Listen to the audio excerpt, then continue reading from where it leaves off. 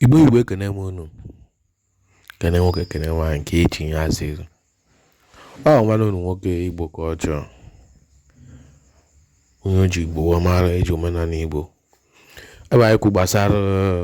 arụsị Ọkịja nnukwu mmọnwụ abịa m ikwu one or two things gbasara dị arụsị ana ịkọkwa ndị Igbo ihe ọ bụla na-eme n'ụwa a na nwoke nwanne nwaanyị na-eme ụdị eziokwu ụlọ mmadụ mepe biznes onye a meshọn ego na onye asetụ n'udo because arụsị Ọkịja abụrụ arụsị eji egwuregwu biko na-ahafụ nene vidio biko gị nene vidio na-eche edito na-agbasa dị ozu so that ahafụ mmegbu adịrọ mma gị na enwe na-emego biznes no make sure no settle n'udo and ihe m na-eme n'ụwa aka gị dịrị ọcha nene vidio some people make it change na-enyechi vidio biko gị na-ene vidio na-eche this video Igbo ekene m onye a na-efu na-abụ katkis ọmụsisi yibi ya apụ ya amanụ katkis ezie mmadụ na-eje ụka onwe ife ya anọghị ọ na-eje ụka o chiri ọzọ ọ na-eje ụka ọ na-eri ife gburu na mmụọ ọ na-eje ụka ọ na-achụgharị ndị nwunye mmadụ ọ na-eje ụka ọ na-eme mpụ na agba abịa na ọgba dọdọ aka ya ihe niile ahụ aka ya ji mgbe ị na-eje ụka katkis abụgo na ike onye a confess godo ife ọnwụọ ọ gwute ntụ a na fada si eme fada ahụ achụrụ ya achụ ịnụgo fada ahụ achụrụ ya achụ biko ị nwere ike ịgwa ụmụ ụwa ebe anyị nọ kịta ọhaneze ka mbụ ụzọ kpere ụlọ ekpere maka ọmụnwa bụ high chief Ugogbuzu Ọchake aka ji ọfụ ọgwụgwụ akpọ Ọkịja onwe m na-asị ụnụ na ihe ọbụla onye na-achọ ọ ga-afụ ya ihe ọbụla onye tiri aka ọ ga na-agarị ya aha dịka ahụ eji m ebe anyị nọ tata bụ n'ọgwụgwụ akpụ Ọkịja alụsị ahụ na anụ ọ ya dị fa and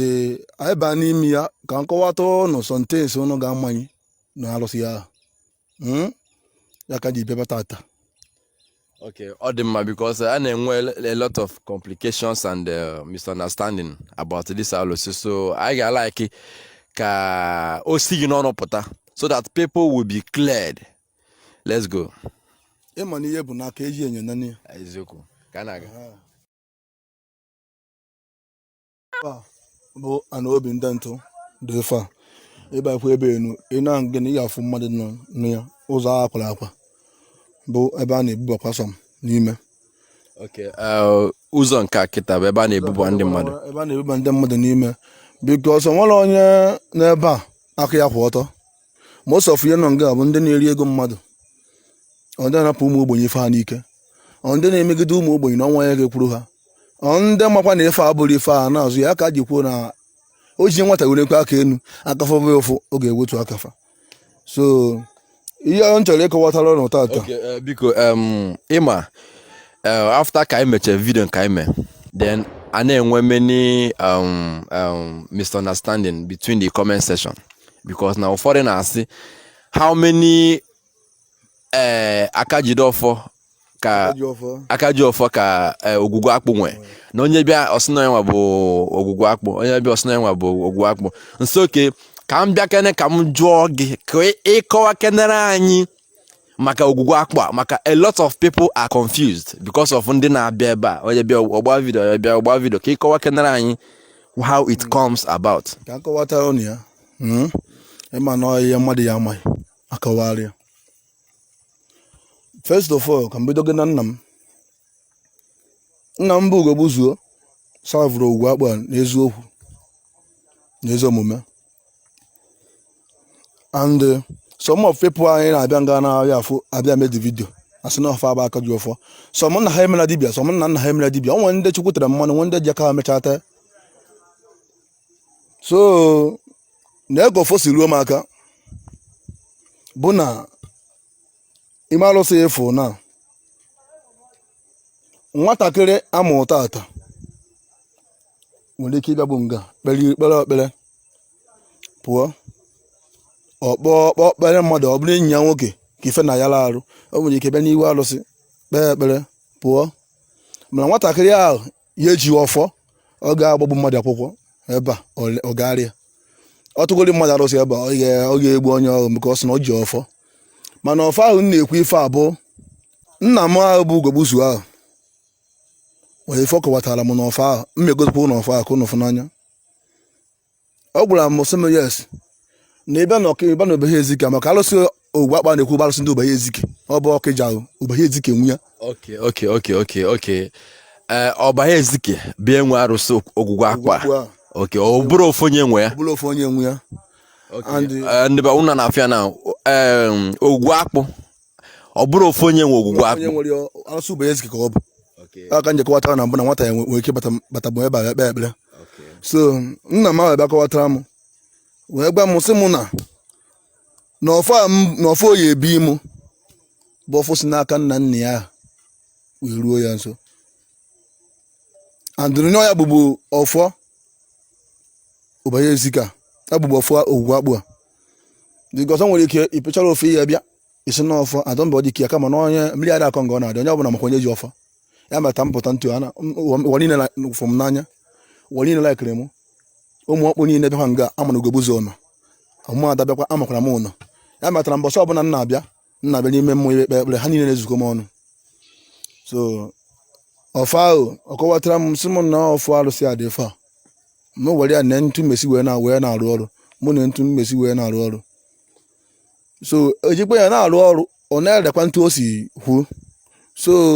abịa mbịa kọwatakwara ya mgbe ọ ka dị ndụ maka ọnwụọna mgbe kọwatara mgbe ọ dị ndụ si ya nwata ọfụ ndị akwa nna azakwa na ọha jizi ọfọ akwa ka ife mụ na ha ga-eje ma enwụọ maka onye nye nwe nna ike ikpe na-ama ọ kọwatara m sị mụ ụfọdụ usoro na nke ahụ na ọnwere n'ife niile adị na-egbu mara mara na nche na-abụchi ọrụ edo mụ jide nke ahụ nji na nke ahụ nji bụ dịrị iwan and onwe bụ onye si na mụnwa bụ ugogbuzu ụlọgbori ọrụ ya adịghị agara ọ bụ onye si na m okpere abịa n'ime ogwugwu akpụ abịa kpere ya ekpere ọ ya adịghị agara ọ na-agara onye ọbụla ọ bụ onye si na m gbara ya ụgwụ ya hapụ ịgbapụtara ya nụ ndị agbapụtagodi agbapụta ntụ alụsị within a week or 2 weeks alụsị emenye ebe nsogbu ndị a bịakwakwa ụgwọ onye osizie ntị ọha bụ ndịrị diza ntụ a kamera bịa sada nweta senda because the last time I bịara ebe a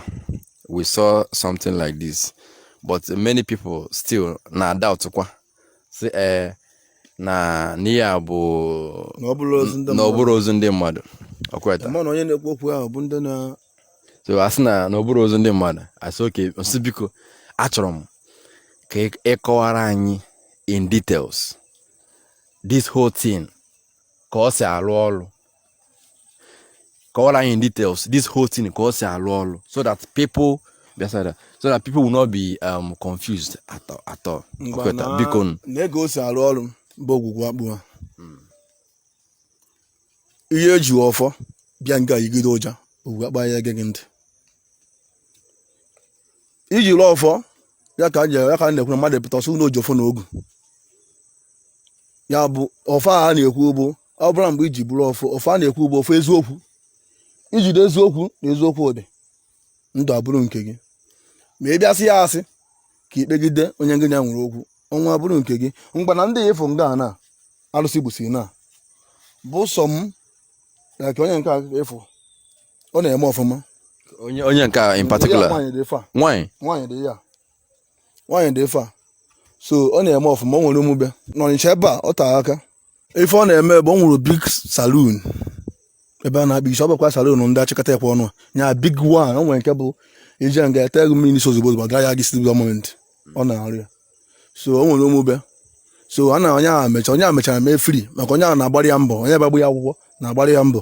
so o mechaa mee free dugiri eji asị ya mba ya join ọ na the shop kama ya bụrụ a na-alụta kafa na-eke asụ na onye na-agba mbọ onye ji influence of ya nwa abịa because many people na-eji isi of that girl abịa na shop ya so the girl ekweta asị madan ya ha nọ na shop ya so na-abụ ọrụ ha rụbudo maka ọrụ a na-arụ ha na-erecha ma nke ntutu a na-ele a na-akpọ Bond Street so a na-ere ya so ha na-abụ emekọtasị ya ha na-abụ bupụrụ ahịa ọ kọwatara m na ọ wetara 7 million madan ya weta nke ya na ọmakwa na nke madan eru 7 million jee buo ahịa ọ na-abụ alechazi ahịa ahụ madan ya sị ka a na-etinye ego n'ofu akaụntụ olu taịmụ Disemba ka a kee ya. So ha sevụtụrụ ego na sevụte almost ndị ọ kpọrọ m afọ almost 13 million na the akaụntụ. Taịm a eji gee na ọ bụkwa nọọ isi ya biznes taịm a eji kezi dị ego madan ya a na-akpọsị ndị mmadụ na-agwụ ya na-ajụ ndị mmadụ akpọrọ ka onye amasị madan alụọ ya aka maka ya madan ebe ahụ dị na-eme ka ọ kọwatara ndị agha ife akpa ndị agha na-ajụ ya ka e witness ya and which means na the lady eji ya witness m ya maka na ọ trọsọ madan ya na-abụ na so the lady abịaba fụ m kpọọ m gba m na-ekwu na efes enwe mkpọ ya si ya bịa na m n'ụbụ ndị madam n'ụbụ ndị savụ madam ndị unu na-agbata agba and unu na-eketa mmadụ na okwu. So the lady abịa akpọ madam ya as ntụ si eme which is this woman ntụ si eme ka ọ dị mma. Madam ya asị m go to her with ife na-ekwu agwa m si ya na nna ajọkwa gị ajụjụ ụbụ maka onye bụ esibe and ana m ebu ụzọ makwa mmiri maka ozizo nke ịgbagoghị m okwu na-abụ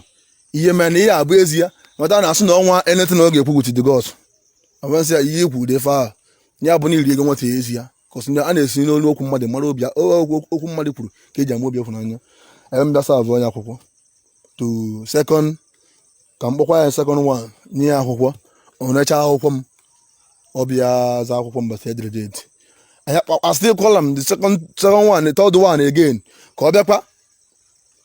o jezira amụ na-asị na onye nke a na-akpụ ya mbịaka wee sị ya mgba madanụ na emeghakwa na-arụsị m ugwu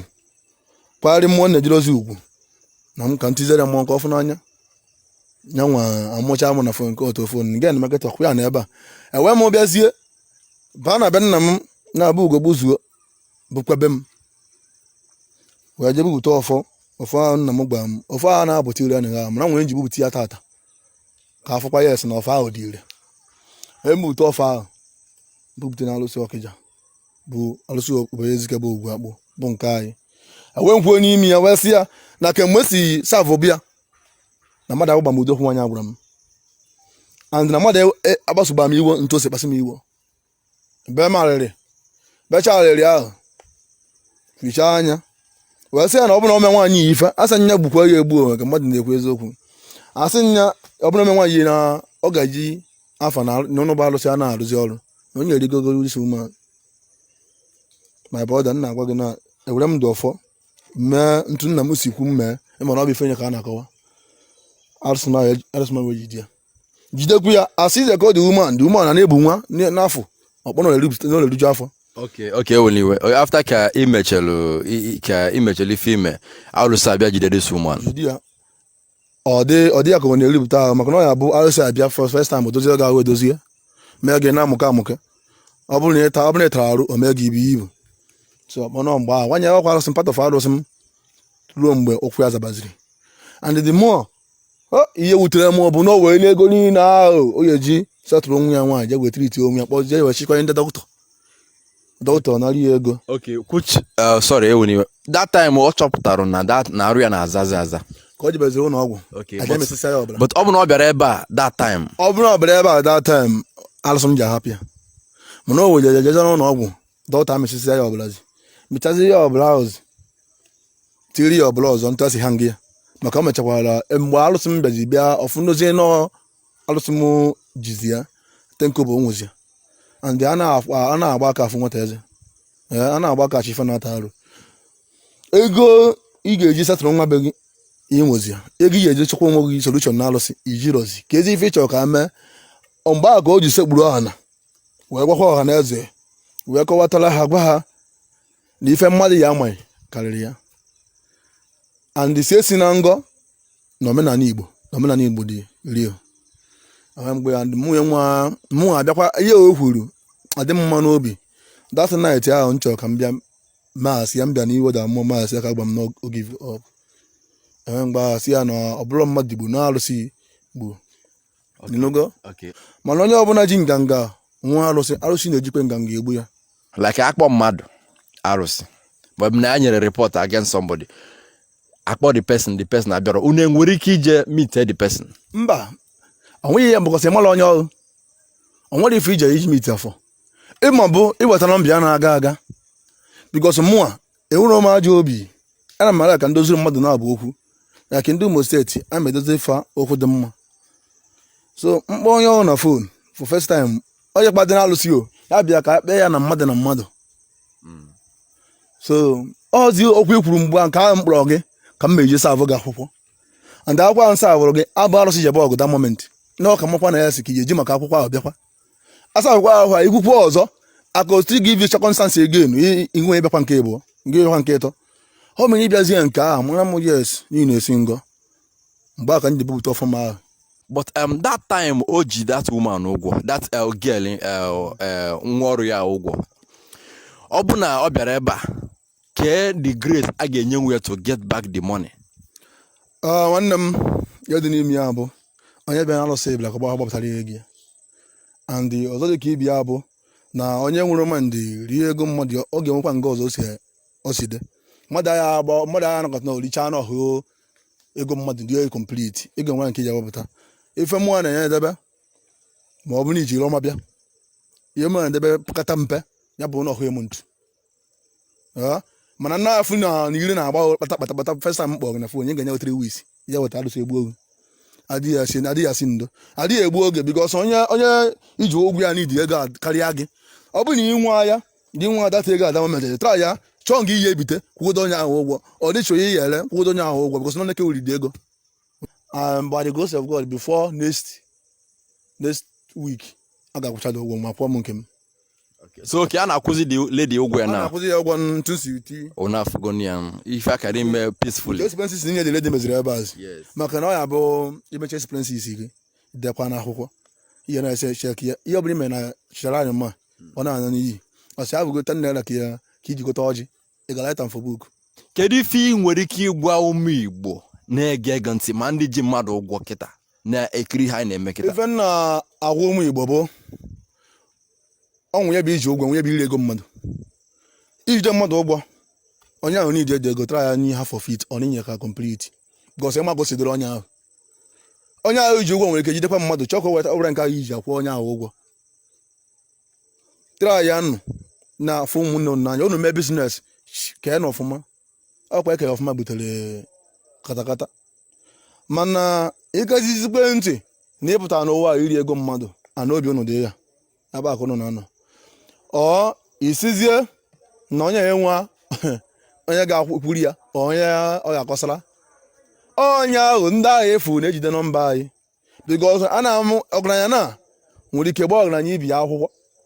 ọgaranya nwere ike jekwa ọgaranya ibi ya onye ahụ nwere ike sikwa ya esi na ya o ji gba onye akwụkwọ ọgbụ ka ọfụ na ọ nwere ife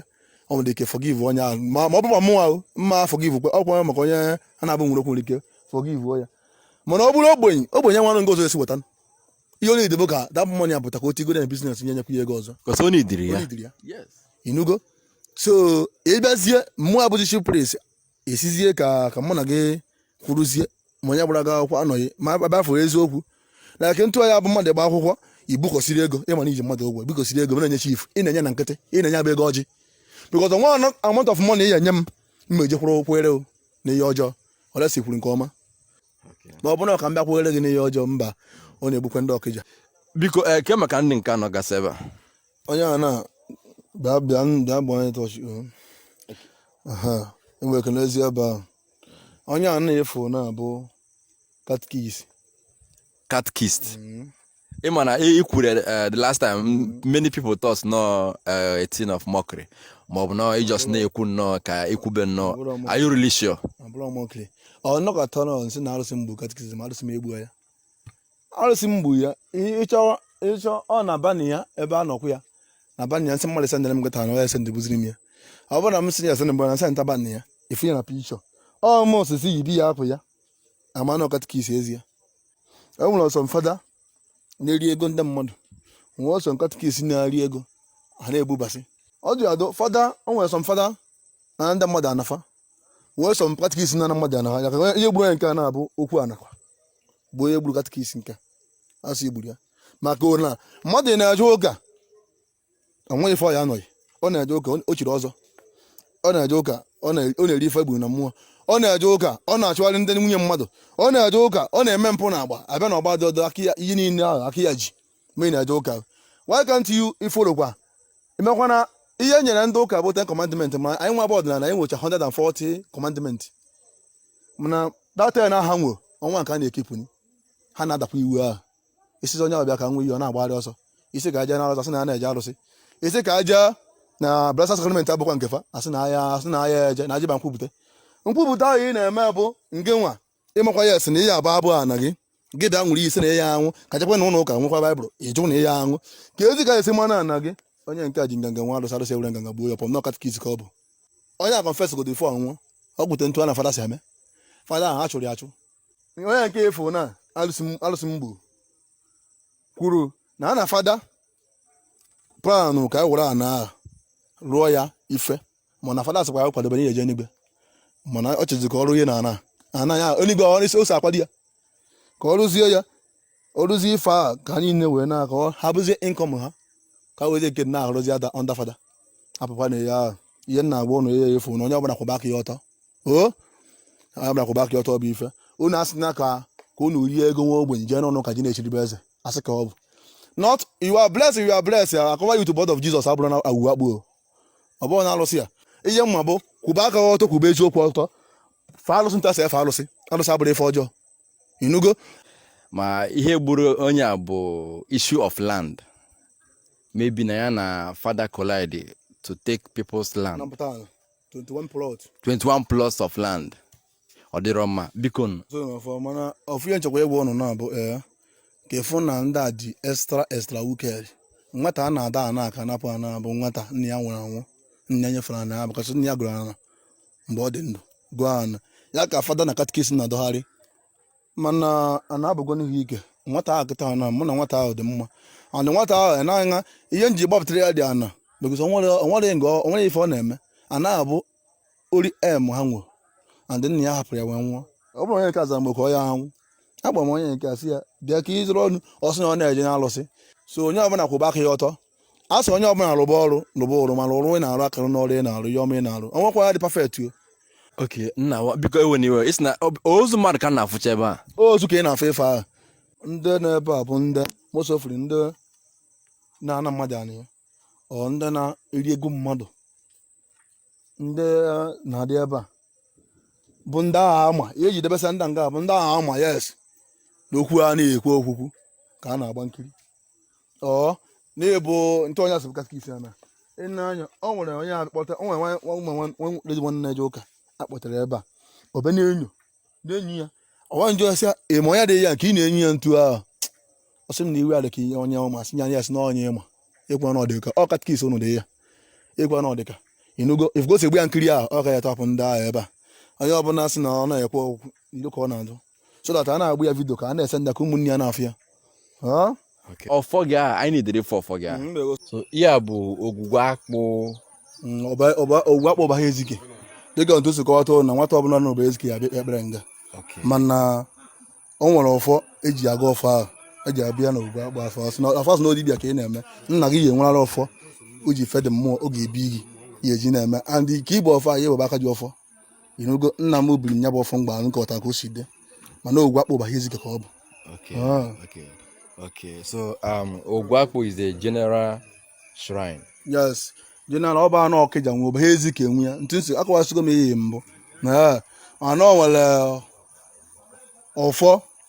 ya na-esi n'aka nna abịa mbụ mma ebute ọfọ ahụ ka ọ n'ofu ya ọ dịkwa n'ime ogwu akpụ a na ọfọ ejidogodo ife a nke nwanne m na-arụ ya bụ ọfọ ahụ ọfọ m ahụ dị ya ọfọ nna m ahụ na-adị ya ihe na-efu na-abụ ndebe anyị dị ife nsịkpa asị ha ma ọfọ ahụ ji afe ya bụ mmụọ dị ya ọ na-apụta na ya na ọ na agụmenti karịrị aka na ibute ya ọfọ ya bụ ọfọ ụmụazị ife a ji ebute ya a na-ayị ya jawute eji ayị ya ebute ya na mmụọ ewee nwee ike kpọọ ndị na-eri ego mmadụ ndị bụ na aka ha kwụ ọtọ akpụzi eweja ya dị mmụọ na n'obi ndị ntụ onye ejebe ndebe akwa na ya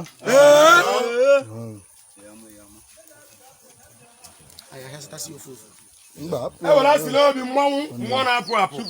ọjọọ mmụọ ihe a na-emebi ihe mmụọ unu n'anya